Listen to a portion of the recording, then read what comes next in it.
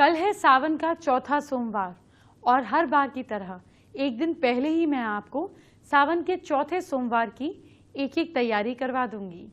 शिव जी की कृपा आपको जरूर मिलेगी। आज आपको सावन के चौथे सोमवार से राशिवार उपाय बताऊंगी। आपको अपनी राशि के मुताबिक कौन से उपाय कल करने हैं ये आज ही जान जाइए। और तो और आज आपको बताऊंगी कि सावन में, जी हाँ, सावन में कौन सा अनाज शिव जी को चढ़ाने से कौन सा संकट दूर होता है। और हाँ, आज ही आपको कल की पूजा भी बताने वाली हूँ। सावन के 2 सोमवार बाकी हैं, आप कोई भी गलती नहीं कीजिएगा। शो की शुरुआत करने से पहले जल्दी से आज का पहला महा उपाय बताती हूँ। क्या आपको कहीं ना कहीं पैसे की ऐसी दिक्कत आ रही है क्योंकि आपका पैसा फंसा हुआ है, तो ऐसे में रोज सुबह नहाने के बाद सूर्यदेव को जल अर्पण करना है। जल में 11 बीज लाल मिर्च के और 2 लौंग डालनी है और सूर्य भगवान से पैसे वापसी की प्रार्थना करनी है। इसके साथ ही ओम आदित्याय नमः का जाप करना है। देखिए पैसे कैसे झटपट आएंगे, लेकिन इसके बाद एफर्ट आप ही को करने होंगे। कल है सावन का चौथा सोमवार और कल आपको चौथे सोमवार में राशि के हिसाब से कौन से उपाय करने हैं आज ही जान लीजिए, ताकि कल आपको किसी भी तरीके की कोई भी समस्या का सामना ना करना पड़े। मेष राशि के लोग, कल आपको जल में गुड़ मिलाकर भगवान शिव का अभिषेक करना है, या फिर जल में कुमकुम मिलाकर भी शिव जी का अभिषेक आप कर सकते हैं। शिव पंचाक्षर मंत्र का जाप करें। वृश्चिक राशि के लोग, कल सावन के चौथे सोमवार पर इतने से दही से शिव जी का अभिषेक करें, शुभ फल मिलेगा। इससे धन की समस्या का निदान होगा। साथ ही भगवान शिव की स्तुति करने के लिए बिलपत्र भी चढ़ाएं तो और ज्यादा अच्छा रहेगा। मिथुन राशि के लोग, कल थोड़े से गन्ने के जूस से भगवान शिव का अभिषेक करें और रोज 1 महीने तक करेंगे तो जल्दी ही हर मनोकामना पूरी हो जाएगी। भगवान शिव को धतूरा भी चढ़ाएं। कर्क राशि के लोग, शक्कर मिला हुआ दूध भगवान शिव को चढ़ाएं, साथ ही आंकड़े के फूल को भी अर्पित करें। सिंह राशि के लोग, साथ ही कल लाल चंदन से शिव जी का अच्छे से अभिषेक करें। चंदन को जल में घोलकर अभिषेक कीजिएगा और शिव अमृतवाणी सुने, इससे हर मनोकामना पूरी होगी। कन्या राशि के लोग, कल भांग मिले जल से शिव जी का अभिषेक करना चाहिए। इससे कोई बीमारी आपकी अगर होगी तो समाप्त हो जाएगी या आएगी ही नहीं, लेकिन डॉक्टर को दिखाते रहिएगा। ये तो 6 राशियों के बारे में मैंने बताया, लेकिन बाकी की 6 राशियों को क्या करना है सावन के चौथे सोमवार यानी कि कल किससे करना है, शिव जी का अभिषेक कैसे करना है, वो आगे इसी शो पर बताऊंगी। अभी एक और जरूरी चीज आपको बताती हूँ। शो जारी है, जल्दी से आपको आज का दूसरा महा उपाय क्या है ये बताती हूँ। क्या बच्चों का पढ़ाई में मन नहीं लगता, बच्चे पढ़ाई में कमजोर हैं, उन्हें सही गाइडेंस देने के साथ साथ किसी जरूरतमंद बच्चे को बेटा हो या बेटी मानते हुए आप उसको पुस्तकों का यानी कि उसकी बुक्स का, उसकी एजुकेशन का, उसके कपड़े का, उसकी फीस का, किसी भी चीज का या सभी चीजों का दान करें। आपका बच्चा भी पढ़ाई में आगे बढ़ने लगेगा। अपने कर्म को अच्छा करेंगे तो रिजल्ट अपने आप अच्छा होगा। कल है सावन का चौथा सोमवार और कल राशि के हिसाब से आपको क्या करना है, कैसे शिव जी को प्रसन्न करना है, लगातार बता रही हूँ।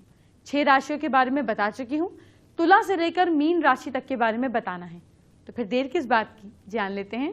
तुला राशि के लोग, कल भगवान शिव को गाय के घी और इत्र या सुगंधित तेल से अभिषेक करें। थोड़ा थोड़ा यूज करिए, हाँ, बाकी निकालेंगे तो किसी गरीब को दीजिए।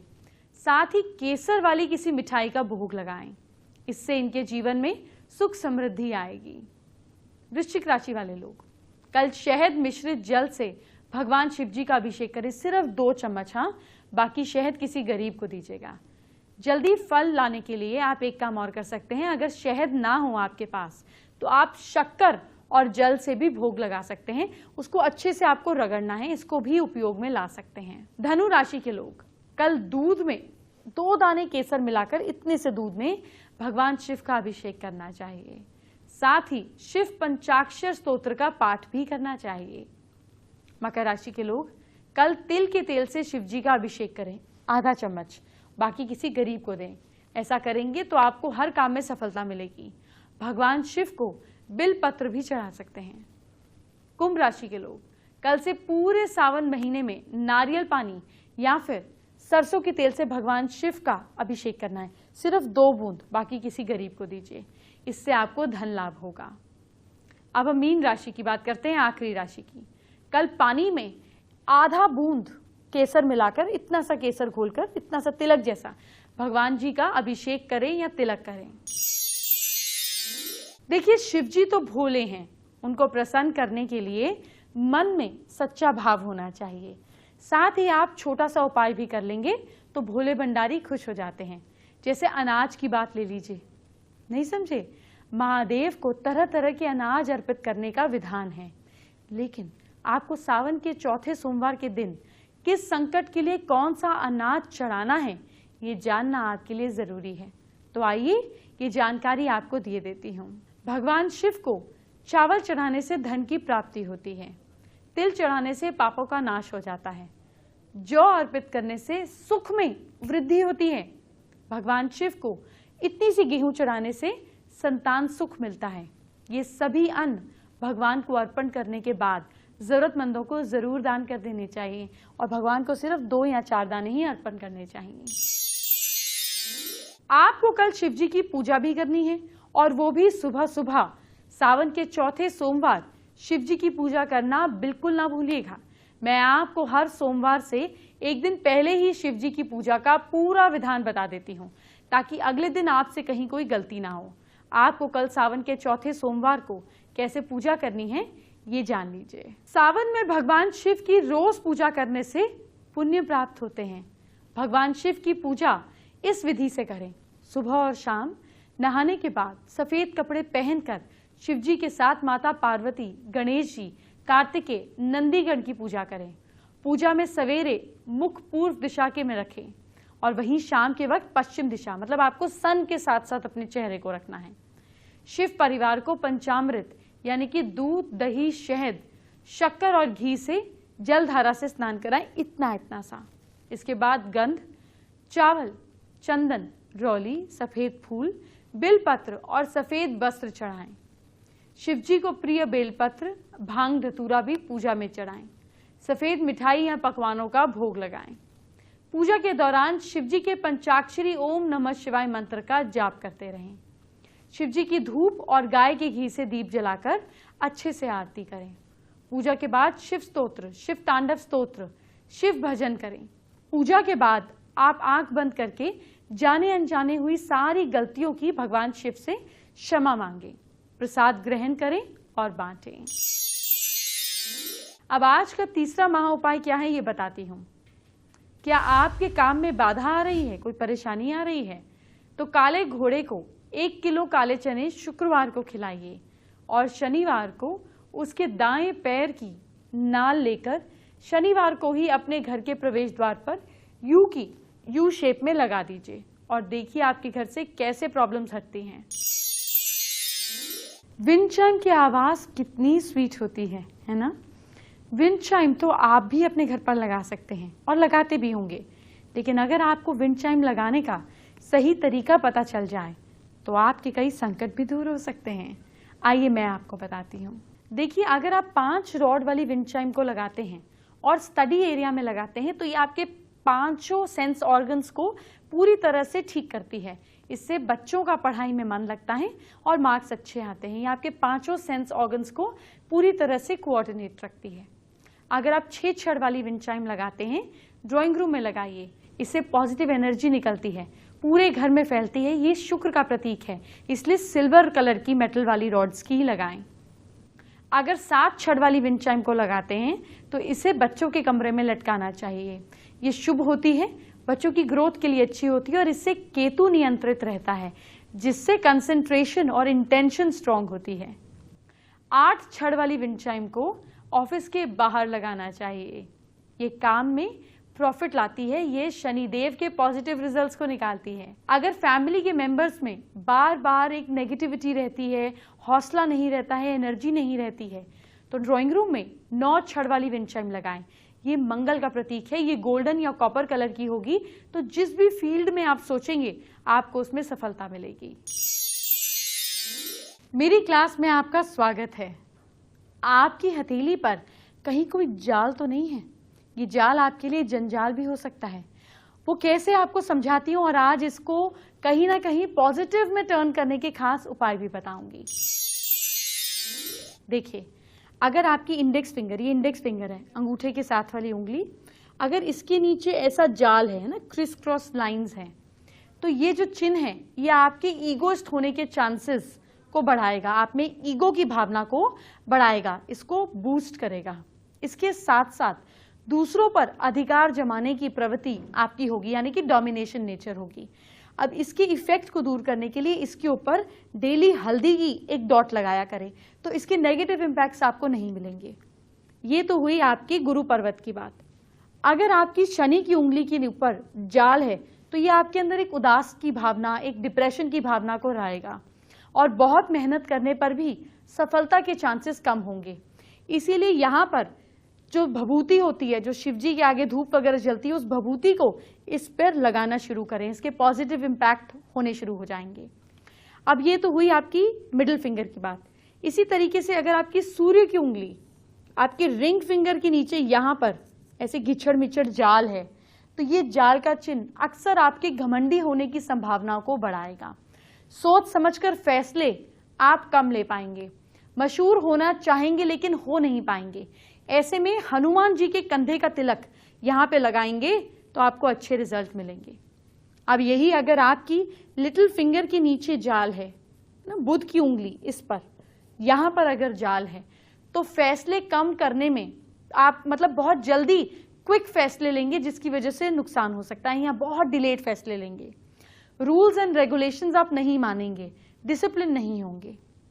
अब इसी तरीके से इसके नीचे वाला जो पार्ट है, यहाँ पर अगर आपके किसी भी फॉर्म में जाल है चंद्र पर्वत पर, तो ये एंग्जाइटी ज्यादा लाएगा, क्योंकि मन है, मन पर जाल आ गया, एंग्जाइटी ज्यादा होगी।